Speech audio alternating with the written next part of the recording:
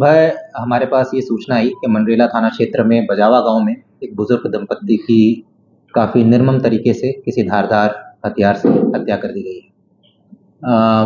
जिस तरीके की घटना थी और जिस तरीके से हत्या कारित किया गया था, उसकी गंभीरता को देखते हुए पूरे ज़िले लेवल की एक हमने स्पेशल टीम का गठन किया, जिसमें करीब 35 लोग थे। ये 35 लोगों को अलग अलग टीमों में डिवाइड किया, सबका अपना अपना काम दिया गया और पिछले 5 दिनों से ये अथक प्रयास कर रहे थे।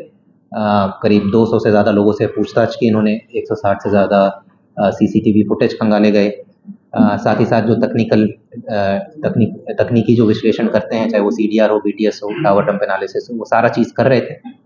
और इन सारे प्रयासों के परिणाम स्वरूप आज हमने 2 जो मुख्य आरोपी हैं इस घटनाक्रम में, उनको हमने गिरफ्तार किया है। इनके नाम नवीन और अर्पित हैं। ये आरोपी के परिवार के ही सदस्य हैं और जो अभी प्रारंभिक पूछताछ में जो चीज़ सामने आई है, उसमें 2 मुख्य कारण आए हैं। जो मोटिव, जो इस मर्डर का मोटिव अगर हम समझने का प्रयास करें, पहला मुख्य कारण है कि जो मृतक है उसके पिताजी और बाकी उनके 10 भाई थे। तो इनके ज़मीन के बंटवारे को लेकर पिछले कुछ वर्षों पहले ज़मीन का बंटवारा हुआ था और ये जो आरोपी का परिवार है, इनको लगा था कि भाई इनके साथ न्याय नहीं हुआ है और इनको जिस तरीके से बंटवारा में ज़मीन मिलना चाहिए था वो नहीं मिला है।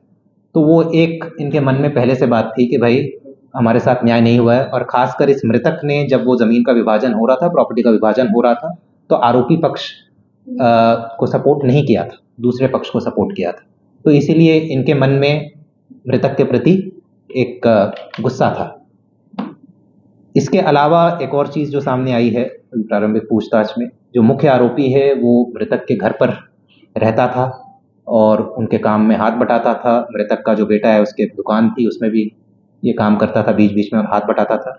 मगर जब वो रहता था तो मृतक और उसके बेटे और उनके परिवार के द्वारा इसके प्रति व्यवहार सही नहीं था।